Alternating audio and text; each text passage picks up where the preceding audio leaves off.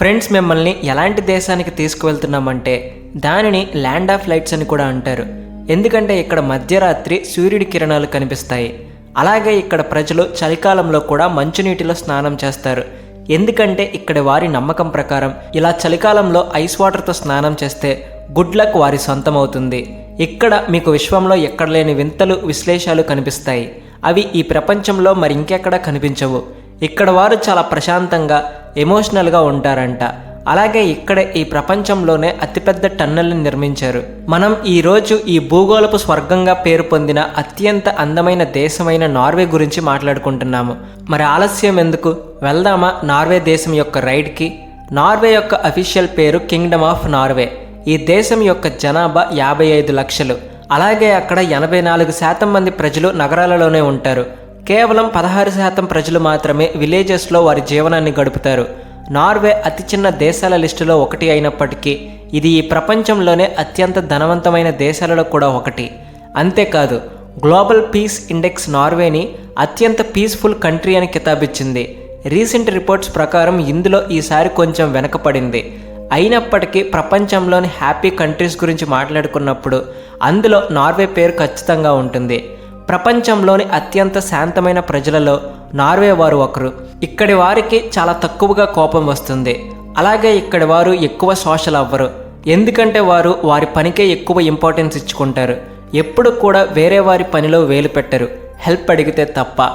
Area విషయానికి వస్తే Norway యూరోప్లోని 6వ అతిపెద్ద దేశం. ఆ దేశం యొక్క బోర్డర్స్ స్వీడన్, ఫిన్లాండ్, డెన్మార్క్ దేశాలతో కలుస్తాయి. ఇక్కడ మంచి విషయం ఏమిటి అంటే ఈ దేశానికి తన పొరుగు దేశాలతో ఎప్పుడూ కాన్ఫ్లిక్ట్ జరగలేదు. ఇక్కడ వారు తమ పనిపైనే ఫోకస్ చేస్తారు. వేరే ఇతర విషయాలని అంతగా పట్టించుకోరు. నార్వే అఫీషియల్ లాంగ్వేజ్ పేరు నార్వీజియన్. దీనిని 2 రకాలుగా మాట్లాడతారు. అంటే లాంగ్వేజ్ ఒక్కటే కానీ దానిని 2 విధాలుగా మాట్లాడతారు. వాటికి కూడా పేర్లు ఉన్నాయి. మొదటి రకం పేరు బోక్మల్, రెండవ రకం పేరు నినార్క్స్. అందుకే అక్కడికి ఎవరైనా టూరిస్ట్ వెళ్తే లాంగ్వేజ్కి చాలా ఇబ్బంది ఎదురవుతుంది. ఎందుకంటే అక్కడి ప్రజలలో చాలా తక్కువ మంది ఇంగ్లీష్ మాట్లాడగలరు. ఇక్కడి ప్రజలు చాలా చదువుకున్నవారు అయ్యి ఉంటారు. 2023 చేసిన ఒక సర్వే ప్రకారం అక్కడ లిటరసీ రేటు 100%. ఇక్కడి వారు ఆఫ్ టైంలో బుక్స్ చదవడానికి ఎక్కువ ప్రిఫరెన్స్ ఇస్తారు. అలాగే ఇంకో మంచి విషయం ఏమిటి అంటే ఇక్కడ ప్రతి నగరంలో తక్కువలో తక్కువ 5-6 లైబ్రరీలు కనిపిస్తాయి. నార్వే నార్త్ సైడ్లో చాలా నెలల వరకు సూర్యుడు అస్తమించడు. ఎందుకంటే ఈ దేశం నార్త్ పోల్కి చాలా దగ్గరగా ఉంది. అందుకే ఇక్కడ వింటర్లో మొత్తం చీకటే ఉంటుంది. ఇక మిగిలిన కాలాలలో మొత్తం పగలే ఉంటుంది. ఇక్కడ రాత్రి 12:43 సూర్యుడు అస్తమించి 40 నిమిషాల్లో మళ్ళీ ఉదయిస్తాడు. అంటే ఇక్కడ వారు సూర్యుడు వెలుతురులోనే నిద్రపోవాల్సి వస్తుంది. నార్వేలో లా చాలా డిఫరెంట్గా ఉంటుంది.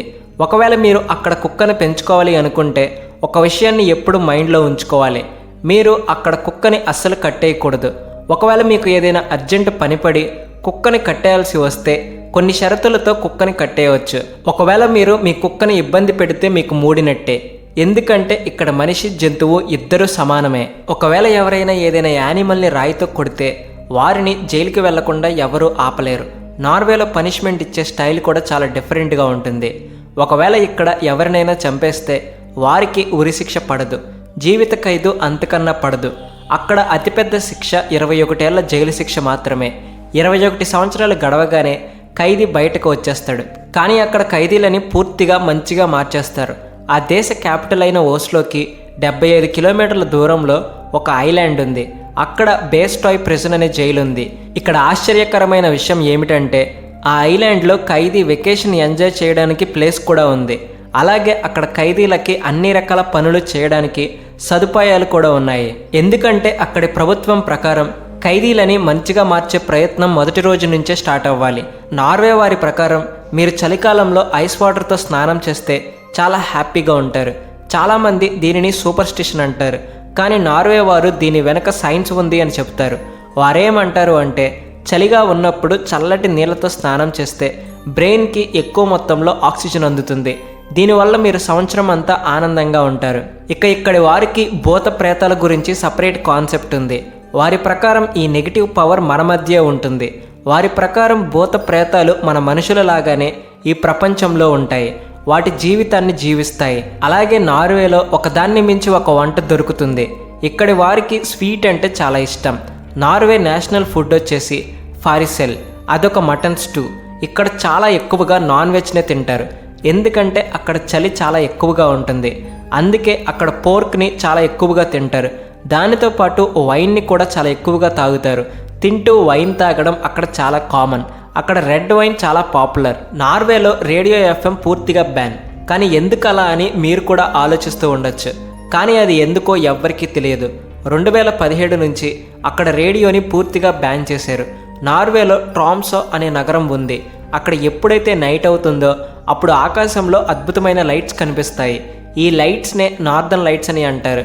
నార్త్ నార్వే అండ్ ఆర్కిటిక్ చివరన ఉన్న ఈ నగరంలో దాదాపు 6 నెలలు సూర్యుడు చూద్దామన్నా కనిపించడు. ఇక మిగిలిన 6 నెలలు సూర్యుడు వద్దన్నా మన కళ్ళ ముందు నుంచి వెళ్ళడు. 17 మేని నార్వే వారు నేషనల్ డేగా సెలబ్రేట్ చేసుకుంటారు. ఎందుకంటే 1814లో ఇదే రోజు ఈ దేశం యొక్క అఫీషియల్ కాన్స్టిట్యూషన్ని తయారు చేశారు. నార్వే హర్డంగర్విడ్డ ప్లాట్యూ పూర్తి యూరోప్లోనే అతిపెద్ద మౌంటైన్ ప్లాట్యూగా గుర్తింపు పొందింది.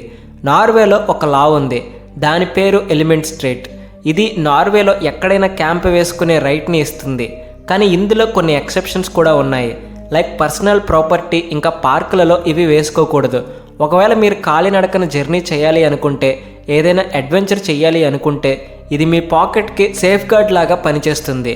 ఎందుకంటే ఇక్కడ హోటల్స్ అండ్ హాస్టల్స్ కాస్ట్లీగా ఉంటాయి. ఇక్కడ ఉన్న ఇంకో మంచి విషయం ఏమిటి అంటే, పిల్లలు పుట్టిన తర్వాత తండ్రి మొదటి 3 ఏళ్లలో 12 వారాల వరకు పెయిడ్ లీవ్ని తీసుకోవచ్చు. అలాగే ఇక్కడ ముసలివారికి కూడా చాలా బెనిఫిట్స్ ఉంటాయి. అవసరమైన క్రైటీరియాని కంప్లీట్ చేస్తే ఇక్కడ 67 ఏళ్ళు నిండిన ముసలివారికి నెలకి $1000 పెన్షన్ దొరుకుతుంది. 2011లో నార్వేలో బటర్ చాలా తక్కువైంది. అక్కడ 250 గ్రామ్స్ బటర్ ప్రైస్ $50గా మారింది. అంటే 4200 రూపాయలకి 250 గ్రామ్స్ బటర్ వచ్చేది. ఈ దేశంలో ఎవ్వరు కూడా వారి సంపాదనని దాచి ఉంచలేరు. ఆ దేశం యొక్క ట్యాక్స్ డిపార్ట్మెంట్ అక్కడి ప్రజల ట్యాక్స్ డీటెయిల్స్ వెబ్సైట్లో అప్లోడ్ చేస్తారు. దానిని ఎవరైనా చాలా ఈజీగా చూడవచ్చు. నార్వేలో 98 నుంచి 99% విద్యుత్ హైడ్రో ఎలక్ట్రిక్ ప్లాంట్ నుంచి తయారవుతుంది. అలాగే నార్వేలో స్టూడెంట్స్ అందరికీ నేషనల్ ఇన్సూరెన్స్ స్కీమ్తో హెల్త్ ఫెసిలిటీ దొరుకుతుంది. 1 సంవత్సరం కన్నా ఎక్కువ కోర్సు ఉన్న స్టూడెంట్స్ ఈ స్కీమ్లో ఆటోమేటిక్గా యాడ్ అయిపోతారు. నార్వేలో 30 నుంచి 35 వయసు గల వారికి సంవత్సరపు ఖర్చు దాదాపు $56,200 అమెరికా డాలర్స్ అయి ఉంటుంది. 1966 నుంచి 1980 వరకు నార్వేలో ఉండేవారితో పోలిస్తే ఇప్పుడున్న వారి ఖర్చు 13% పెరిగింది. Norway oil and gas sector 3 దశాబ్దాలుగా నార్వే ఎకానమీ యొక్క కీ ఫ్యాక్టర్గా ఉంది. వరల్డ్ మార్కెట్లో కొన్ని సంవత్సరాలుగా పడిపోయిన ఆయిల్ ధరల వల్ల కొంత ఇంపాక్ట్ అయితే ఇప్పుడు పడింది. బీబీసీకి ఇచ్చిన ఒక ఇంటర్వ్యూలో BI నార్వీజియన్ బిజినెస్ స్కూల్ యొక్క ఎకనామిక్స్ ప్రొఫెసర్ హిల్డే జోర్నాల్డ్ ప్రకారం నార్వే ఎంత డబ్బు సంపాదిస్తుంది అనేది ఇంపార్టెంట్ కాదు, నార్వే ప్రజలు ఆ డబ్బులను ఏం చేస్తున్నారు అనేది అంతకన్నా ఎక్కువ ఇంపార్టెంట్ అని చెప్పింది. ఇప్పుడు నార్వే తన ఆయిల్ ఇంకా ప్రాపర్టీని చాలా బాగా మేనేజ్ చేస్తుంది, డబ్బులని సేవ్ కూడా చేస్తుంది. అలాగే కొంత సొసైటీకి కూడా ఖర్చు పెడుతుంది. ఇలా ప్రాఫిట్ని మేనేజ్ చేస్తూ కొంత భాగాన్ని తమ ప్రజలకి ఖర్చు పెడుతుంది. తమ దేశ ప్రజలు వేరే యూరోపియన్ కంట్రీకి షిఫ్ట్ అవ్వకూడదు అని.